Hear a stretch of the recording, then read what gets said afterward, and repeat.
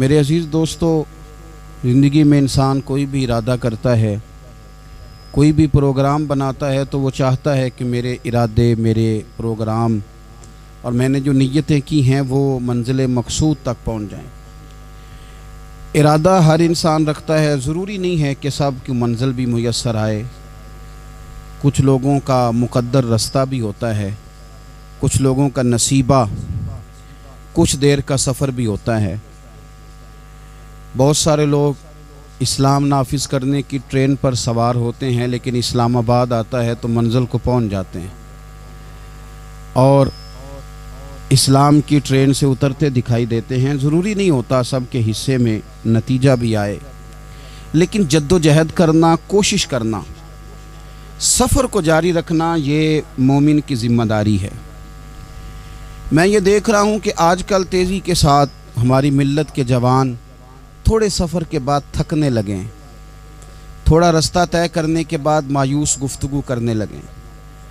اللہ تبارک و تعالیٰ نے انسان کی اور بالخصوص بندہ مومن کی تربیت کرتے ہوئے کہا ہے کہ یا ایھا الذین آمنوا اصبروا، اے ایمان والو صبر کرو، وصابروا اور ڈٹے رہو، ورابطوا اور کمر بستہ رہو، جد و جہد کرتے رہو، واتقوا اللہ اور اللہ سے ڈرو، لعلکم تفلحون تاکہ تم فلاح پا جاؤ۔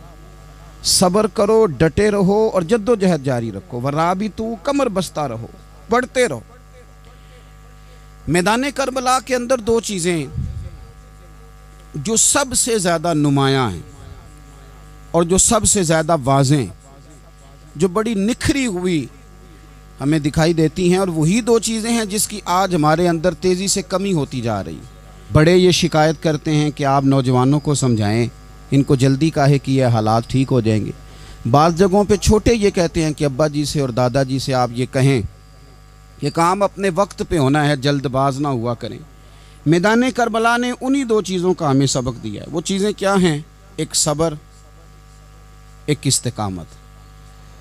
آپ اپنی زندگی حوصلے کے ساتھ گزاریں اور اپنے سفر کو جاری رکھیں، استقامت کے ساتھ آگے بڑھتے رہیں۔ یہ دو چیزیں سبق ہیں میدان کربلا کا۔ میدان کربلا کے اندر جو چیز سب سے زیادہ اہل بیت نبوت کی طرف آئی ہے وہ ظلم ہے، ستم ہے، جفا کشی ہے، اور اہل بیت نے جو سب سے بڑھ کر کے دکھایا ہے وہ ان کا صبر ہے۔ یہ صبر اور استقامت کی ایک مثال علماء نے لکھی ہے۔ جس طرح دریا کے دو کنارے ہوتے ہیں نا، اگر وہ دو کنارے دریا کے موجود رہیں تو وہ دریا اپنے مقام پہ جا کے کھیت کو پانی دیتا ہے، کھلیان کو پانی دیتا ہے، سبزیاں اگتی ہیں، درخت اگتے ہیں، زمین بنجر ہو تو اس کی آبیاری ہوتی ہے۔ اگر وہ دو اس کے بند سائیڈوں پہ قائم رہیں، لیکن اگر وہ بند درمیان سے نکال دیے جائیں تو وہی دریا تباہی مچا دیتا ہے، سیلاب آ جاتا ہے۔ انسان کی زندگی میں صبر اور استقامت دو بند ہوتے ہیں میرے بھائی، یاد رکھنا۔ اگر آپ کے اندر صبر اور استقامت ہے تو آپ کی خواہشات کنٹرول میں رہتی ہیں، اور اگر یہ صبر اور استقامت آپ سے چھوٹ جاتا ہے، بڑا کچھ لوگ کہیں گے، بڑی باتیں کریں گے، بڑا کچھ سنایا جائے گا، اپنے بیگانے کئی رستوں پر کئی جملے کسیں گے، اگر یہ دونوں بند ٹوٹ گئے تو آپ کی خواہشات بے لگام ہو جائیں گی، وہ آپ سے وہ کام کرائیں گی جو آپ نے خواب میں بھی نہیں سوچا ہوگا۔ صبر اور استقامت، میں پڑھ رہا تھا، علماء نے لکھا ہے کہ قرآن پاک میں اللہ نے 90 کے قریب، تقریباً 90 مرتبہ صبر کا ذکر کیا ہے، اور حدیث پاک میں میرے رسول پاک نے تقریباً 900 مرتبہ صبر کی تلقین فرمائی ہے۔ قرآن مجید تو کسی بات کو اشارتاً کر دے تو وہ کافی ہے، لیکن جگہ جگہ قرآن مجید نے کہا، جگہ جگہ کہا، یا ایھا الذین آمنوا اصبروا وصابروا ورابطوا، ایمان والو صبر کرو، ڈٹے رہو، کمر بستہ رہو، واتقوا اللہ، اللہ سے ڈرو، لعلکم تفلحون، اس امید پر کہ تم فلاح پا جاؤ۔ اپنی زندگی تھوڑی سی حوصلے والی گزاریں۔ آپ کسی کی محبت میں کوئی جملہ کہے تو اسے بھی ذرا سہنا سیکھیں، اور کسی اپنے کے خلاف جب کوئی بندہ بات کرے تو اسے بھی سہنا سیکھیں۔ جس طرح تعریف آپ کو میٹھی لگتی ہے نا، اسی طرح جب تنقید بھی میٹھی لگنے لگے نا، جو نظریے کے لوگ ہوتے ہیں انہیں تنقید اور تعمیر سے فرق نہیں پڑتا، کیونکہ وہ ان کا اپنا ایک ویژن ہوتا ہے، ان کی اپنی ایک سوچ ہوتی ہے، وہ اپنے نظریے پر چل رہے ہوتے ہیں، انہیں زیادہ پریشانی نہیں ہوتی، انہیں دکھ بھی اتنی تکلیف نہیں دیتے، جتنا مزہ سکھ دیتے ہیں اتنا ہی مزہ دکھ دیتے ہیں، کیونکہ ان کا ایک ویژن ہے۔ قرآن مجید کا ایک دوسرا مقام ہے، سورہ لقمان ہے، حضرت لقمان اپنے بیٹے کو نصیحت کرتے ہیں تو کہتے ہیں یا بنیا، اے میرے بیٹے، اقیم الصلاۃ وامر بالمعروف، ایک تو نماز قائم رکھنا اور دوسرا لوگوں کو نیکی کا حکم دینا، ونہا عن المنکر، اور لوگوں کو برائی سے منع کرنا، وَاصْبِرْ عَلَىٰ مَا أَصَابَكَ، اور اس رستے میں جو تجھے تکلیف آئی اس پر صبر کرنا۔ بیٹے کو نصیحت کر رہے ہیں باپ، اور لہجہ دیکھیے کہ یا بنیا، او میرے بیٹے، کیا لہجہ ہے، کیا انداز ہے، او میرے بیٹے۔ ایک تو یہ کرنا، نماز قائم رکھنا، بھلائی کا حکم دینا، برائی سے منع کرنا، اور اس پر جو تجھے مشکل آئے اس پر صبر کرنا۔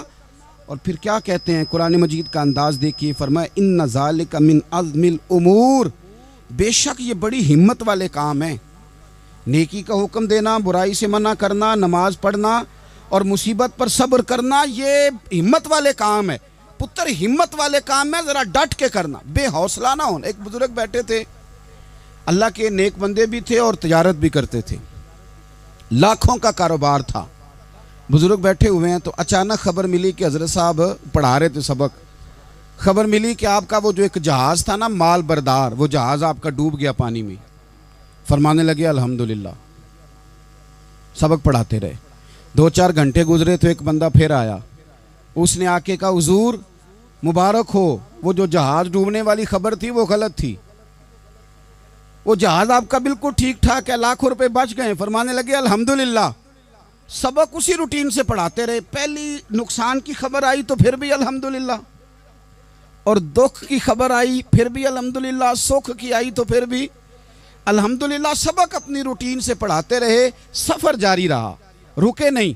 اختتام ہوا تو طلباء کہنے لگے حضور اتنے بڑے نقصان کی خبر آئی، جملہ ہی کوئی نہیں ٹوٹا آپ کا، لفظوں کے اندر کہیں ہم نے اتار چڑھاؤ نہیں دیکھا، حضور چہرے پر کوئی پریشانی نہیں، اور پھر اتنی بڑی خبر ملی خوشی کی، کوئی آپ کی آنکھوں میں روشنی نہیں آئی، کوئی ہم نے آپ کا چہرہ بدلتے نہیں دیکھا، معاملہ کیا ہے؟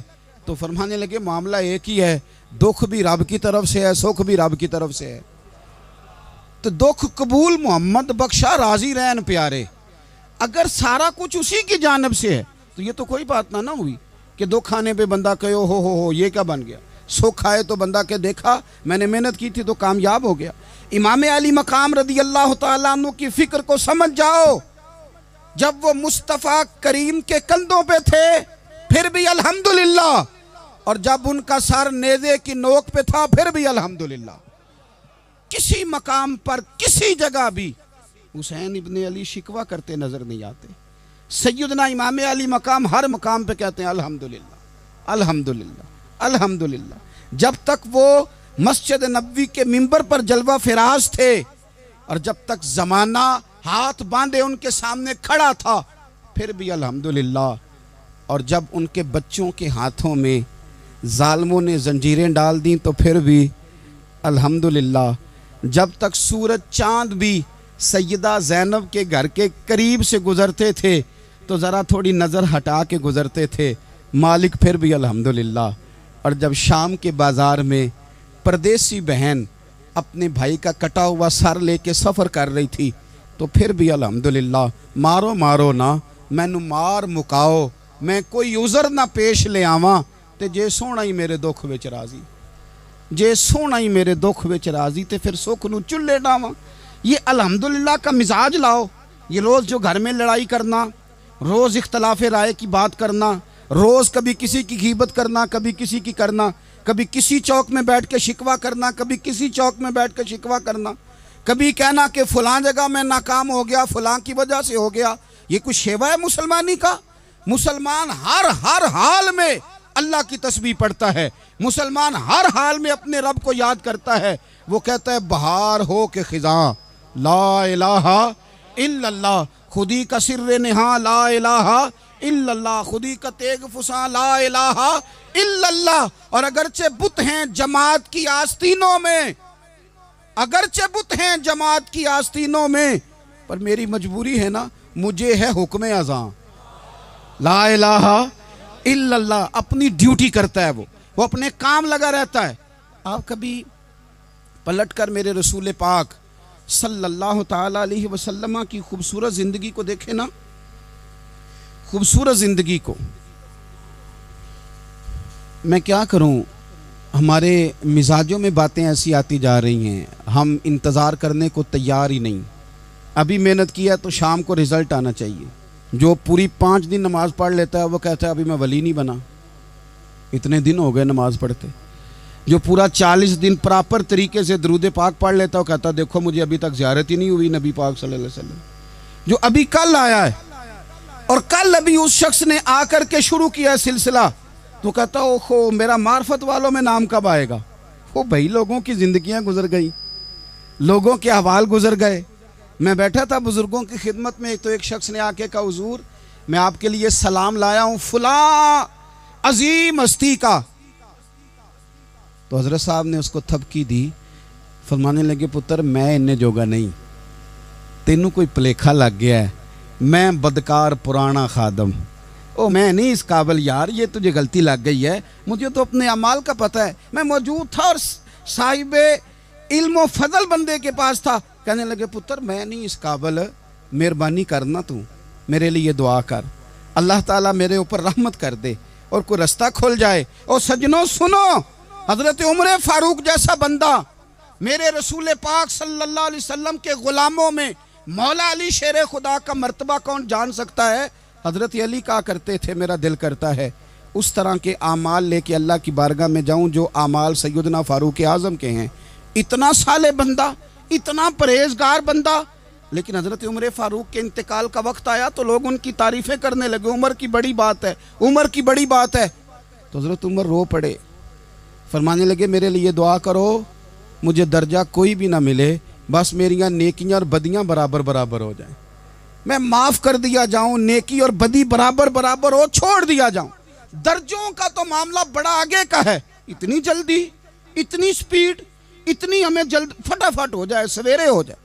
آپ اپنی جد و جہد تو کریں، آپ تھوڑا پلٹ کے تو دیکھیں، آپ دیکھیں کہ لوگ میدانوں میں رہے، حضرت خالد بن ولید میدان میں رہے، حضرت سعد بن ابی وقاص میدان میں رہے، حضرت سیدنا ابو عبیدہ بن جراح میدان میں رہے، یہ لوگ ہمیشہ میدانوں میں رہے، اپنی اپنی ڈیوٹی کر کے چلے گئے۔ اسلام پھیلتا رہا، اپنی اپنی ترتیب سے آگے جاتا رہا، اپنے اپنے رنگ میں اللہ تعالیٰ لوگوں کو دین کی سمجھ عطا کرتا رہا۔ جلدی بڑی ہے، بہت جلدی ہے، شارٹ دروازہ چاہیے، صبر ہی کوئی نہیں، استقامت ہی کوئی نہیں، فٹافٹ ہو جائے۔ بہت سارے لوگ آ کے کہتے ہیں حضرت صاحب نماز تو پڑھنے لگا ہوں، روزہ تو رکھنے لگا ہوں، داڑھی بھی میں نے رکھ لی ہے اور آپ کے پاس بھی آتا ہوں، اب کوئی نگاہ کر دینا۔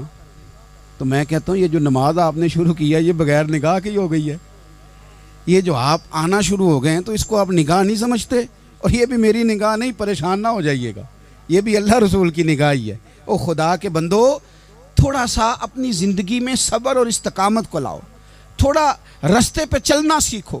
اور میں آپ کو ایک بات عرض کروں، ہمارے صوفیاء نے ایک باریک نقطہ بھی بیان کیا، وہ کہتے ہیں یہ جو وصال ہے نا، وصال، یہ تو اختتام ہے،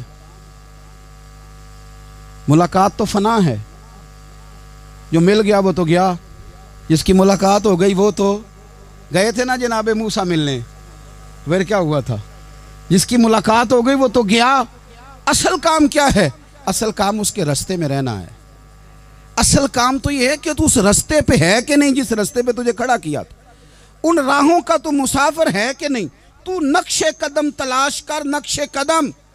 ایک شاعر سیرت نگار بھی تھے، سمجھ لیں انہوں نے سیرت نگاروں کو بھی دیکھا، عشاق کو بھی دیکھا، رسول اللہ کے غلاموں کو دین کی نوکری کرتے بھی دیکھا، 40 سال حدیثیں پڑھاتے بھی دیکھا، نبی پاک کے نام پہ گلی گلی نگر نگر جاتے آتے بھی دیکھا، حضور صلی اللہ علیہ وسلم کی باتیں کرتے دیکھا۔ تو کسی نے ان سے پوچھا حضور تک رسائی بھی ہوئی ہے؟ تو وہ سرکار کی بارگاہ میں مخاطب ہو کے کہنے لگے تیری معراج کہ تو جانے کہاں تک پہنچا، یا رسول اللہ معراج کی رات آپ کہاں تک گئے کوئی پتہ نہیں، کہنے لگے وہ تیری معراج کہ تو جانے کہاں تک پہنچا، اور میری معراج کہ میں تیرے خاک قدم تک پہنچا۔ میرے لیے تو اتنا کافی ہے کہ محبوب وہ جو تیرے قدموں سے کبھی گرد لگتی تھی مدینے کی، اگر میں وہاں تک چلا جاؤں تو میری تو معراج ہو گئی، میرا تو معاملہ حل ہو گیا، میں یہاں تک آ گیا تو ختم ہو گئی بات۔ تھوڑا سفر کریں۔ ایک تو یہ دیکھیں آپ کہ آپ کتنے بھی بڑے ہیں، کتنے بھی عظیم ہیں، کتنے بھی لائق ہیں، کتنے بھی نیک ہیں، پھر بھی آزمائش زندگی کا حسن ہے۔ میں مسافر ہوں، کوئی زندگی کے 11-12 سال ہو گئے ہیں مجھے سڑکوں پہ وقت گزارتے، تو میں بہت سارے لوگوں سے میں نے بڑا کچھ سیکھا ہے۔ میری جو گاڑی چلانے والے لوگ ہیں ان سے بھی میں نے بڑا کچھ سیکھا ہے۔ ایک میرا دوست تھا تو میں نے اس سے کہا کہ میرا خیال ہے موٹر وے پہ آپ کو گاڑی چڑھا دی جائے تو آپ کے لیے آسان ہے۔ تو کہنے لگا پیر صاحب ہے موٹر وے اوکھی جے چلانی۔ میں نے کہا وہ کس طرح؟ وہ کہنے لگے کہ موٹر وے پہ نا گاڑی چونکہ نہ کوئی سپیڈ بریکر ہے، نہ موٹر وے پہ کوئی چنگچی والا آگے آتا ہے، نہ زیادہ رش ہوتا ہے، تو سیدھی سیدھی چلاتے رہتے ہیں تو نیند آنے لگ جاتی ہے۔ اگر بار بار آئے نا سپیڈ بریکر اور بار بار بریک لگے تو آنکھ ذرا کھلی رہتی ہے۔ تو مجھے مسئلہ سمجھ میں آ گیا۔ میں نے کہا اس کا مطلب یہ ہے، اس کا معنی یہ ہے کہ جن کی زندگی بالکل سکھوں میں گزرتی رہتی ہے نا، آرام پسند ہو جاتے ہیں۔ جن کی زندگی بالکل آسانیوں میں بیتی ہے وہ آرام پسند ہو جاتے ہیں۔ اور اگر کبھی کبھی سپیڈ بریکر بھی آئے، کبھی کو دکھ بھی دیکھنا پڑے، کبھی کوئی اپنوں بیگانوں کی بات بھی سننی پڑے، کبھی کوئی قریب آتا دور جاتا دکھائی بھی دے، کبھی کوئی بیماری تندرستی، یہ حالات بدلتے رہیں، دن تبدیل ہوتے رہیں، تو پھر لطف بڑا آتا ہے، پھر مزہ بڑا آتا ہے۔ وہ کسی نے کہا تھا لگا نا جدو میدان ازل دا تے لوکی چوراں وانگ سدھائے، کسی نے لٹ لئی علم جوانی، کسے ہاسے چولی پائے، آزم ویک جہالت ساڈی اسی عشق خرید لے آئے۔ ویکھ نہ جہالت ساڈی اسی عشق خرید لے آئے۔ اور پھر کہنے لگے کسے دے سر دستار امامت اس علم پڑھاون سکھے ہے، تے کسے نے پہنے ہے فقر دا چوگا اس زہد کماون چکھے ہے۔ آزم ویکھ نصیبہ ساڈا اسی یار مناون سکھے ہے۔ تم ویکھ نصیبہ ساڈا اساں یار مناون سکھے ہے۔ میرے عزیز زندگی کے اندر دیکھو، کائنات میں سب سے زیادہ محبوبیت میرے رسول پاک کی ہے۔ میرے نبی پاک صلی اللہ علیہ وسلم کی زلف کی بات بھی میرا رب کرتا ہے، حضور کی آنکھوں کی بات بھی میرا رب کرتا ہے، حضور سید عالم کے چہرہ والضحیٰ کی بات بھی کرتا ہے، زلف واللیل کی بات بھی اللہ کرتا ہے۔ میرا رب رسول پاک صلی اللہ علیہ وسلم کے سینہ علم نشرہ کی بات بھی کرتا ہے، پیشانی والفجر کی بات بھی کرتا ہے، حضور کی آنکھیں ما زاغ البصر کی بات بھی کرتا ہے۔ اتنی محبوبیت کہ رسول پاک چلیں تو اللہ اس کی بات بھی کرے، ہجرت کریں تو اس کی بات بھی کرے، جس شہر میں حضور رہیں اس کی قسم اٹھائے۔ اور حال پتہ کیا ہے کہ محبوب پیدا نہیں ہوئے تو باپ چلے گئے، ابھی عمر چھوٹی تھی، ماں کی کھل کے زیارت ہونا تھی کہ اماں بھی چلی گئیں، دادا کندھوں پہ کھلایا کرتے تھے، تو تاریخ کہتی ہے کہ دادا کا جنازہ اٹھا تو پیچھے پیچھے حضور بھی آنسو بہا رہے تھے۔ ایک وفادار بیوی ملی تو اپنے وقت پہ سیدہ خدیجہ بھی چلی گئیں۔ ایک ٹائم آیا تو جناب ابو طالب بھی رخصت ہو گئے۔ مکے سے حضور کو اتنا پیار تھا وہ چھوڑنا پڑا۔ صادق اور امین کہنے والوں نے حضور کی دعوت کو قبول کرنے سے انکار کر دیا تو رسول کریم نے اپنی پیشانی پر کسی قسم کا کوئی شکن نہیں آنے دیا۔ رسول پاک مدینے آئے تو لوگ تلواریں لے کے بدر میں آ گئے لڑنے، شہید کرنے، حضور وہاں بھی کوئی پریشان نہیں ہوتے۔ میدان احد آیا تو نبی پاک نے اپنے چچا کو کٹے ہوئے وجود میں دیکھا، نکلی ہوئی آنکھوں میں دیکھا، کٹے ہوئے ہونٹوں میں دیکھا۔ کسی جگہ میرے رسول پاک صلی اللہ تعالی علیہ وسلم شکوہ کرتے دکھائی نہیں دیتے۔ حضور کی وہ بیوی سیدہ عائشہ صدیقہ رضی اللہ تعالیٰ عنہ جن کی پاکی کا رب بیان کرے، ان پر منافقین نے الزام لگا دیا، اتنے پاک گھرانے پر لوگوں نے انگلی اٹھائی۔ میرے رسول نے آنسو بہائے پر کسی جگہ حضور پریشان ہوتے دکھائی نہیں دیے۔ ہم ڈھونڈنے لگے، تلاش کرنے لگے۔ جب دروازہ رسول پہ گئے تو حضور خود بولے، میرے رسول فرمانے لگے، میرے غلاموں یاد رکھنا یہ صبر میری چادر ہے، یہ صبر میری چادر ہے، یہ حوصلہ میری چادر ہے۔ سیدہ عائشہ صدیقہ رضی اللہ تعالیٰ عنہ فرمایا کرتی تھی، لوگوں مجھے اللہ کی عزت کی قسم میں نے حضور سے بڑھ کر کسی کو صبر کرنے والا نہیں دیکھا، کسی کو حوصلہ کرنے والا حضور سے بڑھ کے نہیں دیکھا۔ امت کو کیا ہو گیا؟ یہ چوراہوں پہ لڑ رہی ہے، چوکوں پہ لڑ رہی ہے، گھر ہیں کہ فساد کے آئینہ دار بنے ہوئے ہیں۔ لوگ آ کے رو پڑتے ہیں کہ جناب بھائیوں کا سلوک نہیں، کوئی دعا کر دیں، رو پڑتے ہیں جناب ابا کے ساتھ بھی لڑائی ہو جاتی ہے، کوئی تعویذ دے دیں، ذرا حوصلہ نہیں، صبر نہیں۔ کسی جگہ ٹھہرنا تو سیکھو میرے عزیز، کسی جگہ او یارو آؤ نا، میدان کربلا کے 2 سبق، استقامت اور صبر۔ کتنا درجہ ہے سیدنا بلال حبشی کا، میں تقریر کر دیتا ہوں، آپ سن لیتے ہیں، لیکن کبھی وہ انداز بھی تو دیکھو نا۔ حضرت بلال، او میرے دوست، جیل کے اندر بندے کے ہاتھ نہیں باندھے جاتے، پیر نہیں باندھے جاتے، پر لوگ جیل میں روتے ہیں، تڑپتے ہیں۔ سیدنا بلال کہتے ہیں میں کلمہ پڑھتا تھا، رات امیہ مجھے باندھ کے رکھتا تھا، اور سویرے جب پتھر اچھی طرح تپ جاتے تھے نا تو لا کے باہر مجھے پتھروں پہ لٹا دیتا تھا، اور میرے وجود پر بھاری بھرکم پتھر رکھ دیتا تھا۔ سننا ذرا، تصور میں لانا، بلا میں کیا کہنے لگا ہوں۔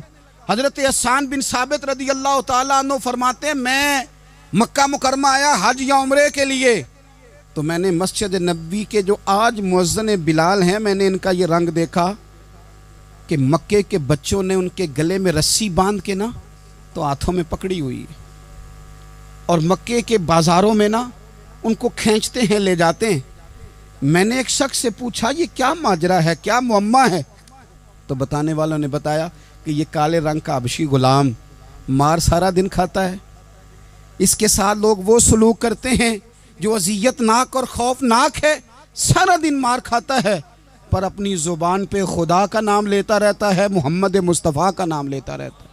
او تینوں لب دیاں آپ گواچے، سانوں اپنی خبر نہ کوئی، اویخنا ساتھوں پارے نی ککھ گلیاں، ہن تے آکھ دے لوگ شدائی، اسی ننگ نموس دا ساڑ کے چولا، گل پہنے ہے تاج گدائی، اوے سجنا اپنا آپ گوایا ہے تاں یار نے چاتی پائی۔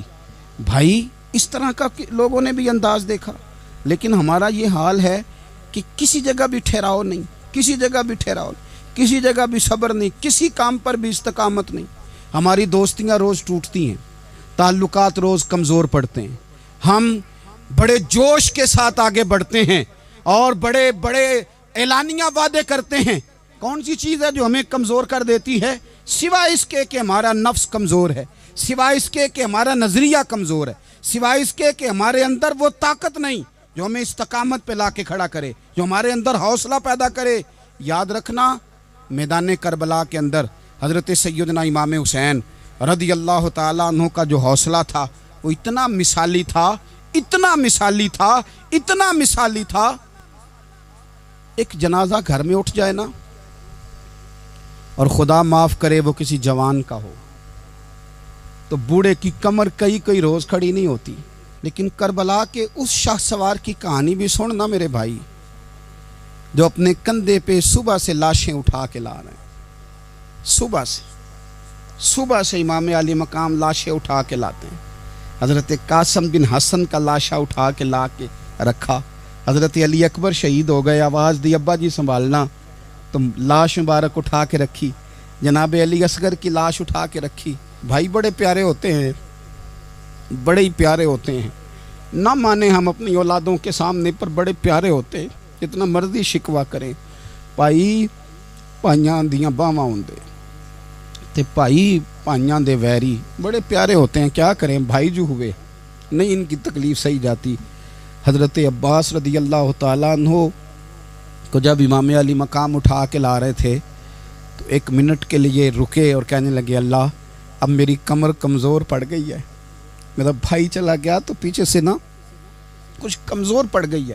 اتنی ساری میتیں اٹھا کے لا کے، اتنا حوصلہ حسین ابن علی کا، پھر جا کے امام علی مقام گرم ریت سے تیمم کرتے ہیں، پھر وہ گھوڑے پہ بیٹھتے ہیں، پھر وہ رجز پڑھتے ہیں، پھر وہ خطبہ دیتے ہیں، پھر وہ حق کا اعلان کرتے ہیں، پھر وہ ظلم کو للکارتے ہیں، پھر وہ 56 سال کے بڑھاپے میں جب میدان میں گھوڑے کو ایڑی لگا کے آتے ہیں اور اس طرح کاٹتے ہیں یزیدیوں کی کمر کو، گلوں کو، کہ عمر بن سعد کہتا ہے اکیلے اکیلے نہ جاؤ، یہ کوئی معمولی ہے، یہ علی حیدر کا لال ہے، اکیلے اکیلے جاؤ گے تو لشکر کاٹ دے گا، یک بارگی حملہ کرو، یک بارگی، پھر ہو سکتا ہے حسین تمہارے قابو آئے۔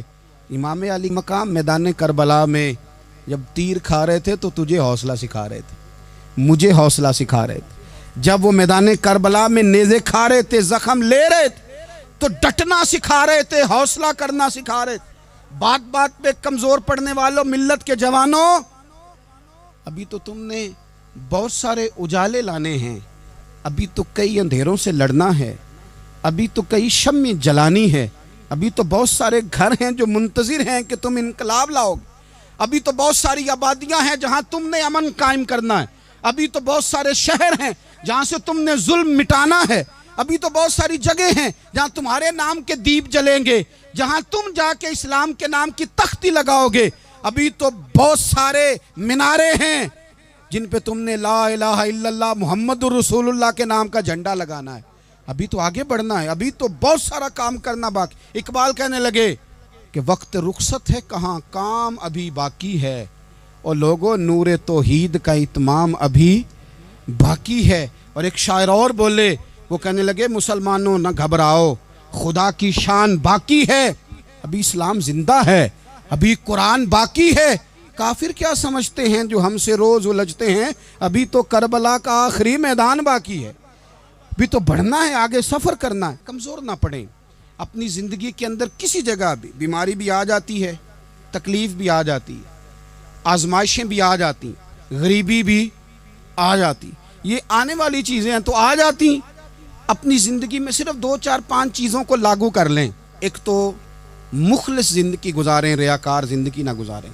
جو لوگ ریاکار ہوتے ہیں وہ بزدل ہوتے ہیں، جو ریاکار ہوتے ہیں وہ دکاندار ہوتے ہیں، جو ریاکار ہوتے ہیں وہ اداکار ہوتے ہیں، جو ریاکار ہوتے ہیں ان کے پاس ایک کریکٹر رہ جاتا ہے، اندر ان کے کچھ بھی نہیں ہوتا، خالی ہو جاتا ہے سارا۔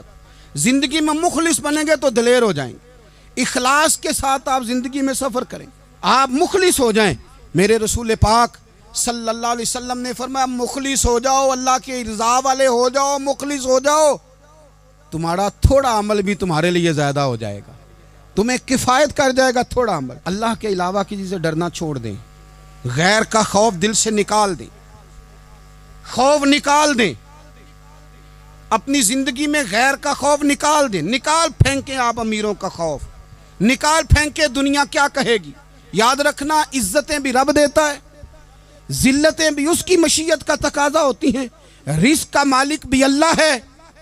حضرت مولا علی سے کسی نے کہا کہ آپ اپنے ساتھ حارس کیوں نہیں رکھتے، گن مین کیوں نہیں رکھتے، باڈی گارڈ کیوں نہیں رکھتے؟ تو حضرت علی فرمانے لگے موت سب سے بڑی محافظ ہے، وقت سے پہلے آتی نہیں، آ سکتی نہیں۔ آپ غیر کا خوف نکال باہر پھینکیں۔ ایک جملہ میدان کربلا میں امام حسین نے کہا تھا، ایک جملہ، اور وہ جملہ اتنا طاقتور ہے کہ اگر سونے کے پانی سے لکھا جائے، ہیروں سے تولا جائے تو یہ ساری چیزیں کمزور پڑ جائیں۔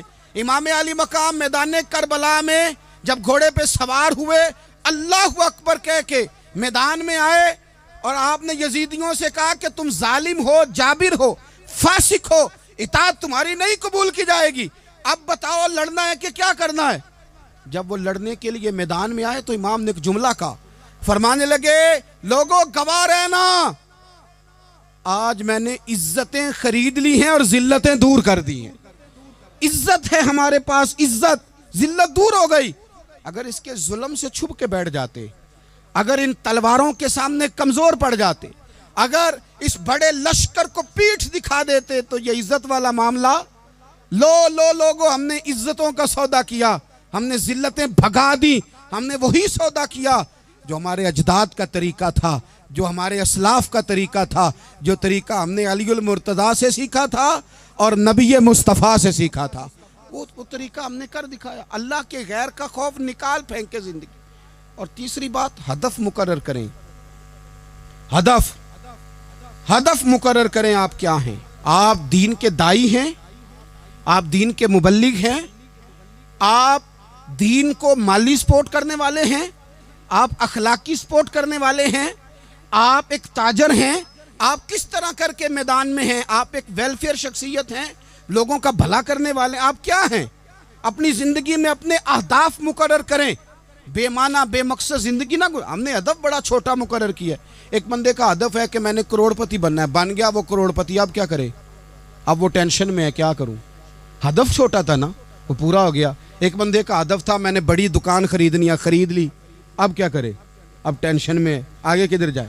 ایک بندے کا ہدف تھا میں نے وزیر بننا، بن گیا، یہ چھوٹا ہدف ہے، یہ ہدف کبھی بھی آپ قبول نہ کریں۔ ایک ہدف وہ تھا جو یزید نے اختیار کیا کہ مجھے حکومت پہ بیٹھنا ہے، ایک ہدف وہ تھا جو عبید اللہ ابن زیاد کا تھا کہ مجھے گورنر بننا ہے، ایک ہدف وہ تھا جو عمر بن سعد کا تھا کہ مجھے رے کی حکومت لینی ہے۔ یہ ان لوگوں کے ہدف تھے، اور ایک ہدف حسین ابن علی کا تھا، امام علی مقام کا تھا کہ مجھے جبر کے سامنے ڈٹنا ہے، ظلم کے سامنے ڈٹنا ہے۔ امام علی مقام کا خون تو بہہ گیا، کربلا کی زمین تو رنگین ہو گئی، نہ عبید اللہ ابن زیاد کی گورنری بچی، نہ شمر کو حکومت ملی، نہ یزید کچھ کما سکا، نہ زیاد کا وہ ظلم رہا، نہ یزید کی وہ جفا رہی، جو رہا تو نام حسین کا، جو رہا تو نام حسین کا، جسے زندہ رکھتی ہے کربلا، جو رہا تو نام حسین کا۔ چھوٹے اہداف نہ مقرر کرو۔ یہ کیا بات ہوئی؟ ایک کونسلری پہ سارا کچھ ہار دینا، ایک بچے کے میڈیکل کالج کے داخلے پہ سارا کچھ ہار دینا، ایک ہلکی چیز سفارش پہ سارا کچھ ہار جانا، ایک بڑے آدمی کے نام فوٹو آ گئی اور تو سارا کچھ ہار کے بیٹھ گیا۔ نہ اپنی قیمت تھوڑی نہ لگا، جگہ جگہ نہ بکا کر، جگہ جگہ نہ بکا کر، جگہ جگہ نہ اپنے آپ کو سیل کیا کر۔ ہمارے سودے ہو گئے، ہمیں حضور نے خرید لیا، مدینے کی گلی میں سودا ہو گیا۔ سودا کس نام پہ ہوا؟ کس نام پہ ہوا؟ ہم نے صرف اتنا کہا کہ یا رسول اللہ میدان محشر کہہ دینا کہ وہ دیکھو ہمارا غلام آ رہا ہے، بس اتنی سی بات پہ سودا ہوا، بک گئے، طے کر لیا، اس کو معراج سمجھا۔ بھائی کمزور کیسے پڑ گئے ہم؟ کس مقام پہ کمزور پڑ گئے؟ کہاں جا کے ہمارے اندر کمزوری آئی؟ استقامت، صبر، حوصلہ، ڈٹنا، مضبوط ہونا۔ ہم نا سوشل میڈیا دیکھ کے رائے قائم کرتے ہیں، آج کل یہ ہو رہا ہے تو لہذا اب بھی یہ کر دیں، کل وہ ہو رہا ہے تو لہذا اب بھی وہ کر دیں۔ ہمارا نظریہ کتاب و سنت ہے، ہمارا نظریہ وہ ٹرینڈ نہیں جو آج کل فلانی جگہ پہ چل رہا ہے، ہمارا نظریہ ہمارے بزرگوں کے 1400 سالہ نظریات ہیں۔ آپ 4 5 6 خبریں دیکھ کے نظریہ نہ بنایا کریں، نظریہ اللہ کی کتاب دیکھ کے بنائیں، رسول اللہ کا فرمان دیکھ کے بنائیں۔ 5 7 10 20 اینکر جہاں آپ کو لے کے جائیں وہ والا ذہن نہ بنائیں، ذہن وہ بنائیں جو ذہن ہمیں سیدنا امام حسین نے عطا فرمایا ہے۔ اپنی زندگی میں ایک تو اخلاص لائیں، اللہ کے غیر کا خوف نکالیں، ہدف مقرر کریں، اور مزاج جد و جہد والا بنائیں، جد و جہد والا۔ میرے حضرت صاحب، میرے تاج الشریعہ، میرے شیخ، میرے مربی، میرے محسن، سرمایہ حیات، میری آنکھوں میں بھی وہ جلوہ ہے کہ میں نے ان کو دیکھا ہے۔ انہوں نے اپنی زندگی ایک کونے سے شروع کی، پوری دنیا کا انہوں نے سفر کیا۔ انہیں پتا تھا کہ بریلی شریف میں لاکھوں لوگ آتے ہیں، یہاں عرس ہوتے ہیں، لیکن ان کی ایک وصیت ہے، وہ بہت ساری جگہ آڈیو ریکارڈنگ بھی اس کی موجود ہے۔ حضرت نے فرمایا تھا میں زندگی میں رسول اللہ کے دین کے لیے نکلا ہوا ہوں، میں جگہ جگہ سفر کرتا رہتا ہوں، میری وصیت ہے اس رستے میں اگر کہیں میرا آخری وقت آئے تو مجھے بریلی شریف نہ لے کے جانا، اسی راہ میں مجھے دفن کر دینا، اسی راہ میں، اسی جگہ دفن کر دینا۔ میں چاہتا ہوں اسی راہ پہ دفن ہو جاؤں، اسی جگہ۔ عدم سے لائی ہے ہستی میں آرزو رسول، دیکھو ہمیں کہاں کہاں لیے پھرتی ہے جستجو رسول، کہاں کہاں لیے پھرتی ہے جستجو رسول، اور میں اپنی حیاتی تو قربان تھی وہاں۔ دیکھو محمد پکیندے گزر گئی، احد نال احمد صدیندے گزر گئی۔ کہا کہ اسی رستے میں نا، اسی رستے میں، یعنی رستہ ہو اور جب آخری وقت کا اعلان ہو तो लोग कहें कि वो तो हुजूर के दीन की बात बताने गया था, और कोई कहे वो तो अभी अभी रसूलुल्लाह का दीन सुना के गया था, और कोई कहे कि उसने तो कल भी वादा किया था कि वो आएगा और हुजूर की बात सुनाएगा। अदम से लाई है ना हस्ती में, हमें आरज़ू में रसूल। लोगों देखो ना, हमें कहाँ कहाँ लिए फिरती है जुस्तजू रसूल। फिर अजब ही नज़ारा हो मैदान हश्र में बेदम कि सब हों पेश खुदा, और मैं रूबरू रसूल। अपनी ज़िंदगी में अहदाफ मुकर्रर करें। लोगों, हमने अपने बच्चों को, औलादों को, कबीलों को, बस्तियों को, बरादरियों को बड़ा कुछ दिया है। आओ ना आज हम अल्लाह के हुजूर कुछ इरादे करें कि हम अपने दीन को भी कुछ देंगे, हम अपने मज़हब के लिए भी कुछ करेंगे। आप यकीन करें, कॉलेज मजबूत हो गए, मदारस कमज़ोर हो गए। आप यकीन करें, खेल के अड्डे आबाद हो गए। खुदारा अपने दीन के लिए भी सोचना सीखें, अपनी इस्लामी इक़दार के लिए भी सोचना सीखें, दीन की सरबुलंदी के लिए भी सोचना सीखें। मेरी ज़िंदगी का मकसद तेरे दीन की सरफराजी, मैं इसीलिए मुसलमान, मैं इसीलिए नमाजी। हज़रत उमर फ़ारूक रदी अल्लाह ताला अन्हु ना हाथ के अंदर तलवार लेके दीन की पहरेदारी को निकलते थे। इमाम हुसैन ने तलवार ली, मैदान में दीन की पहरेदारी को निकले, दीन की अक़दार बचाई हैं इमाम हुसैन। किसी शायर ने कहा था, दीन नबीदा वांग यतीमा रोवे ते कुरलावे, आखे ओ लोको मैं कित्थों लब्बां उमर बहादुर जेड़ा मैनू सीने लावे। इमाम हुसैन ने अक़दार बचाए दीन के। फरमाया, फासिक, फाजर, जालम, शराबी ये मुसलमानों के हुक्मरान हो सकते? तो जो अक़दार इमाम अली मकाम बचाने निकले, सारी औलाद समेत, उनको बचाने के लिए मैं और आप क्या इक़दामात कर रहे हैं? हम क्या कर रहे हैं? हमारे मुल्क के अंदर आहिस्ता आहिस्ता आप गौर कर लें, ज़िना बिल जबर कहाँ चला गया। माज़ल्ला आम ज़िना के हालात कितने खौफनाक हैं, ज़्यादतियों की शरह कितनी बढ़ गई है। आप देखें, रोज़ वो ख़बरें, वो चीज़ें सुनी नहीं जाती। मासूम बच्चियाँ, जिनसी दरिंदगी के जो हवाल हैं, अभी भी लोगों को इंतज़ार है कि उन्होंने हुसैनी कब बनना है, फ़िक्र हुसैनी के पासबान बने। यही तो वक्त है जब इमाम अली मकाम आपको पुकार रहे हैं। अपने अपने चक्कर में उलझ कर, इकबाल कहते हैं, हर कोई मस्त मए ज़ौक़े तने आसानी है, हैदरी फ़क्र ने दौलत उस्मानी है, तुमको असलाफ से क्या निस्बत रूहानी है। वो मुअज़्ज़ज़ थे ज़माने में मुसलमान होकर, और हम खार हुए तार के कुरान होकर। उठने का वक्त है, इरादे करने का वक्त है। इस्लामी अक़दार अपने घरों में, अपनी जमीयत में, अपने कबीले में, उसके निफाज का वक्त है। जद्दोजहद करें, आगे बढ़ें, हिम्मत करें। जिसकी कोई नमाज आज की रह गई है, वो सारी नमाज़ें पूरी करके, जो क़ज़ा हैं वो अदा करके सोए। अल्लाह की बारगाह में इस्तिग़फ़ार पढ़ें, तौबा करके अपने वक्त को बिताएं। छोड़ दें दूसरों की गलतियों पे इतना वक्त लगाना, अपने ऊपर थोड़ी मेहनत करें। अपने अंदर कुछ खामियां निकालें और कुछ अपने आप को रगड़ के खूबियां पैदा करें, और अपनी सलाहियतें अपने दीन के लिए खर्च करें, अपनी खूबियां दीन के लिए लगाने की कोशिश करें। हम भी दोबारा से तजदीद अहद वफ़ा करते हैं, दोबारा से आज कहते हैं कि या रसूल अल्लाह सल्लल्लाहु अलैहि वसल्लम, हमारा वादा है कि मेरी ज़िंदगी का मकसद तेरे दीन की सरफराजी, मेरी ज़िंदगी का मकसद तेरे दीन की सरफराजी। मैं इसीलिए मुसलमान, मैं इसीलिए नमाजी।